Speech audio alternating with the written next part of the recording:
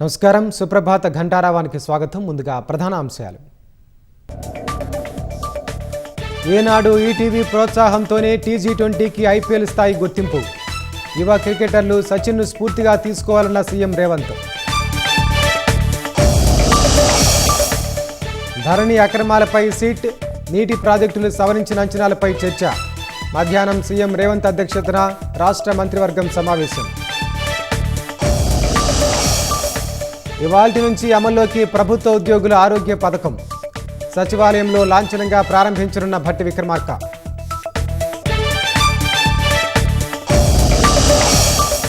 NEET UG పునఃప్రవేశ పరీక్ష ఫలితాలు విడుదల చేసిన ఎన్టీఏ.